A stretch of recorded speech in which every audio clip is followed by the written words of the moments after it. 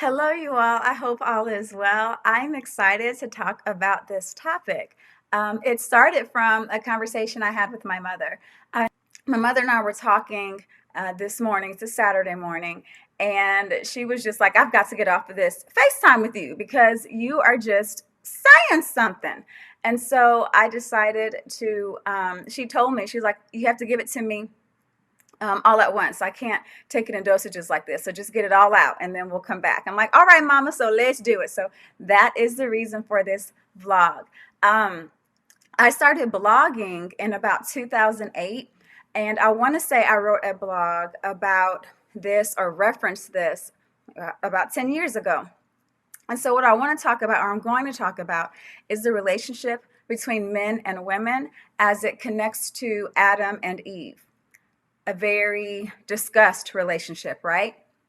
And typically it's highlighted in a way to point blame and to say it's the woman's fault. And so what I'm offering is another perspective that I believe is the basis for why we as people today have to work so hard and be so deliberate in creating healthy standards, healthy ways to approach our relationship in unconditional love because of the beginnings. When we understand the beginning of something, when we understand potential causes, reasons, and factors, then that helps us to reinforce our relationship in a healthy way and protect it in a healthy way. Excuse me. So with that, I would like to talk about the fact that we know that Adam blamed Eve. In Genesis 3:12, it says, the man said, the woman you put here with me, she gave me some fruit from the tree and I ate it. So if we think about it and we take it back, we know that God originally gave the command to Adam about the tree of knowledge and the tree of life. And in turn, Adam told Eve about it. Got it. So what I would like to offer from that standpoint is I'm not placing blame. I'm not pointing the fingers. I'm simply saying that we have to understand the beginning so that we can troubleshoot it for ourselves in the now. So this is a question I want to ask. What if Adam had told God, you know what, Lord, I did eat the fruit. You told me not to eat the fruit. I told Eve not to eat it. But she brought it to me. In fact, she did, but I ate it. And so I accept that. That's my bad. I shouldn't have done it. What if Adam had said that, right? For all we know, God could have been like, okay, Adam, because we know God is a compassionate God. He's a loving God. We know he created Jesus for us, right? He created the end before the beginning and wrapped everything up in the middle in case we made a mistake, because he wanted us always to be reconciled back to him, or have the opportunity to be reconciled back to him, because we're the greatest of his creation, right? And so if Adam had just said, you know what, Lord, standing 10 toes down, you're right, we could be in a different place today, but we're not. And so because of that initial response that Adam had, let's think about it. That resonates today. Typically, what happens in a dynamic of relationship? People point the finger, right? We say it's his fault. We say it's her fault. We say it's their fault. We point the finger. And that does not address the issue. That does not fix the issue. So we have to be reconditioned. We have to be redirected. We have to be renewed in our minds, like Romans says. I think it's Romans 12:1. We have to be renewed in our minds so that we stop doing that, because pointing the finger doesn't do anything. But let's talk about it. When we think about the role and duty of a husband as designed by God, he is the head. Because remember, after they got kicked out of the Garden of Eden, I'm not sure where it says in Genesis, but it says something to the effect of man had like charge over the woman, or like head over the woman, something to that capacity, right? And so it made him the head and the covering. And so with that, that's a full responsibility. And it's not that we are in the phase of, we're not second class. God never designed women to be second class. It was that, oh, your husband shall have rule over you. Okay. And so with that, I believe that even ties into the submission discussion. So And when I say rule, not controlling, I mean the responsibility of the household, right? And so when that brings in the discussion of submission, that everybody wants to talk about submit, submit, submit, submit, and we don't realize the gift of submission, the beauty of submission, the value of submission. We submit to God every day. Men submit to God, women submit to God. And in the confines or the bounds of marriage, in the unity of marriage, submission is actually a very significant assertion, I would say, that says, you know what? I trust God and I trust you as you are following God. And because of that, I come under your covering and your protection as the head of his household. And that I also believe that the man submits as he submits to God, that in turn reinforces the family. Because I remember I had someone ask me, are you going to submit to me? And I told him, I will submit to you as you submit to God. And because I'm just going to be honest, if I've been living my life, me and Jesus, me and God, we roll real deep. I've been okay. I've not needed anyone to come in the space of trying to tell me what to do and how to do it, because that's not what a relationship is anyway, right? So when we have two different thought processes going on, it has to come to a level of understanding and compromise, or it just can't go forward, right? So let me get back to it. So I was like, I have no problem submitting to you, right? Because even before I got into the phase of considering dating with a purpose, I was asking God to work on me as an individual so I could grow in areas and be refined so that I could be a blessing, right, to the person that God connected me with, so that I could be not a thorn in his side, right? So I could be a rib. But you know what? I was already a rib. God just was refining some things. And he's continuing to do that. And so I was like, I'll submit to you as you submit to God. There's an adverbial clause there. Because I told him, because if you're not submitting to God, I'm just going to say, all hell is going to break loose. Now, was that the right answer to say? No. What I should have said was, I would just be prayerful. But thank Jesus that didn't connect to that point, right? Because how can we expect somebody to do something that we in turn aren't doing it? That's crazy. But anyway, let me get back to what I was talking about. So if Adam had just accepted responsibility, we could be in a different space, but we're not. And so because that entered the earthly realm, that is something that we have to operate against, or war against, or fight, to not place blame as men and as women, to just say, you know what, this is what it is. Now let's deal with the results of it. Right? Like I tell my students, when you get an A or you earn an A in my class, you're like, ooh, I got an A on my paper. But then if you get a C, D, or an F, you're like, ooh, Ms. Van gave me. No, you earned that, right? You have to then go back and think about, what did I do that led up to this point? What did I do that caused me to receive this grade? Because I told them, I don't give grades. You earn them. Okay? So it's the same thing. If we are looking at something, if something is in front of us, we have to ask ourselves some questions. How did it get to this point? And then we have to endeavor to not place blame. We have to be honest and stand in it. All right, the second thing I would like to say is, where was Adam when Eve was having this conversation with the serpent? I'm sure we've heard this talked about before. Where was Adam?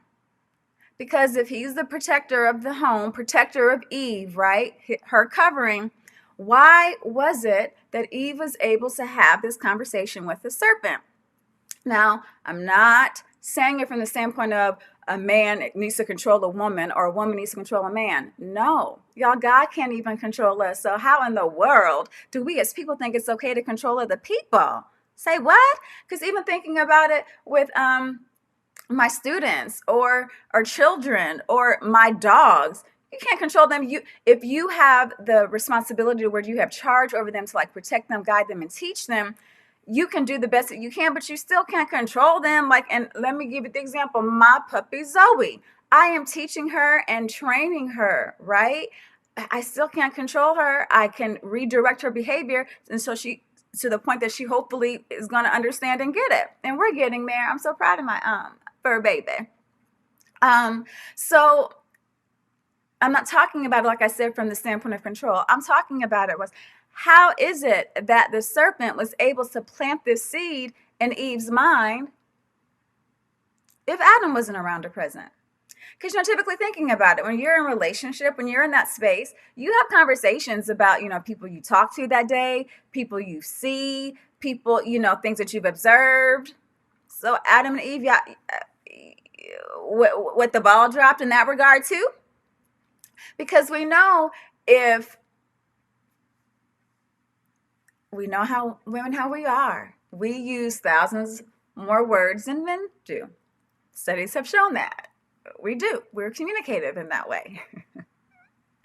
And so we don't know the circumstances that surrounded it, but we know that a door was open and Eve was able to have this conversation with the serpent that started the ball rolling. It says in Genesis 3:1, where now the serpent was more crafty than any of the wild animals the Lord God had made. He said to woman, did God really say you must not eat from any tree in the garden? And that started her wheels going, started her wheels turning. And so when Eve brought the fruit to Adam and Eve repeated what the serpent said, Adam could have been like, wait, Eve, who told you that? Like, wait, where'd you get that from? And that could be the same thing in present day. Like if the man brings something to the woman and says something that the woman knows is not a normal thought or a typical connected factor in their discussions that they have. When you have godly wisdom, your ear picks up on that. And to be like, okay, wait, babe, what? Where'd you hear that?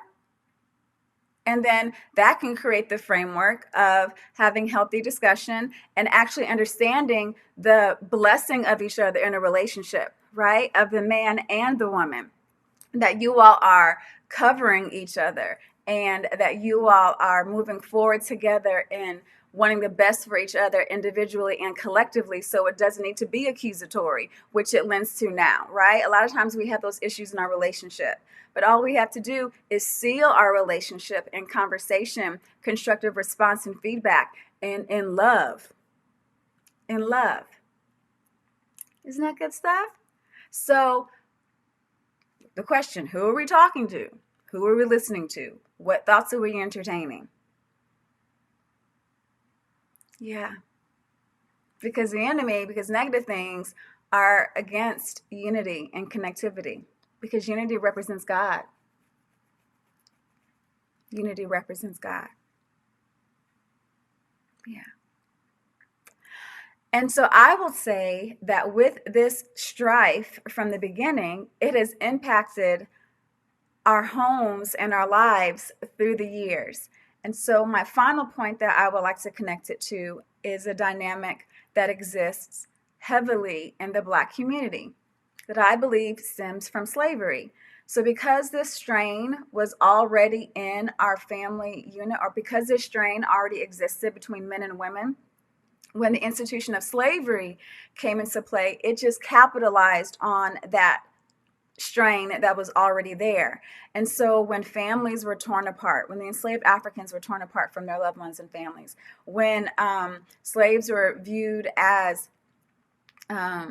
cargo and livestock and not seen as human, then the value of love didn't even seem to be, or the presence of love wasn't even an issue, because some slave owners held the views that the enslaved Africans didn't have souls. And so one of the things, we weren't allowed to get married as enslaved Africans, hence the jumping of the broom, right? We created our own ceremony to unite us, but even in that being united, one of us could have been sold away. And so with that strain, it created a further dynamic of division between the man and the woman, because I'll use this example. I've got married to my person in our using the standard, or using the ceremony of jumping the broom. But because I was not my own and he was not his own, he would have to go lay with other women to make babies, because we were livestock. We were goods to be sold. And so what dynamic did that create between the two of us? or in some instances, slave owners slept with the enslaved African women. And so, how would that make my husband feel? The fact that the slave owner could come in at any time and sleep with his wife. So, it created further strain. So, I said that to say, because we know what happened during the biblical era, during slavery, that gives us the playbook, that gives us the plan to combat that so that we don't allow those experiences, those previous experiences, to continue to plague us and our relationships in a destructive manner. So we get the playbook, right? And we know what to do from that point. So it's like, okay, yes, so we know this happened. We know this happened. We know that happened. How can we counter that so that it doesn't have an adverse effect on our lives or in our lives? So I would say it starts individually first with us and then collectively in the dynamic of the relationship. So those are just some viewpoints that I wanted to share, connected to the ongoing discussion between relationships. Yeah. So what do you think? Do you think that the blame game is necessarily helpful? Well, we can say the blame game doesn't help anything. It creates further strain and unnecessary dynamic, and we meet it again in another space of time, in another relationship, because it permeates. And we just have to make the decision that we are not going to allow it to have a negative impact. We're going to have to make the decision to say, this is how we're going to battle it. This is how we're going to address it and quell it, thwart it, stop it, so it doesn't continue to carry on and fester in a negative way. So I thank you all for taking the time to share this space with me. Let me know your thoughts in the comments, because I'm definitely saying it's not a blame game. It's what's the remedy of what we're going to do. Y'all know that song, what I need from you is understanding. That's what we need. We need to stop blaming. We need to understand so that we can move forward. Yes, move forward. I would like to say, these are my lovely earrings. I meant to say at the beginning of the recording, has musical notes on them, because I was going to say the connection or the analogy of, hopefully this is music to our ears in a healthy and constructive way. And I'll put in the bio the beautiful designer of these earrings. She has great patterns. I love them. I call them great teacher earrings, great earrings for various outfits, because they're so versatile. Yeah. So y'all have a wonderful one, and I'll see you next time.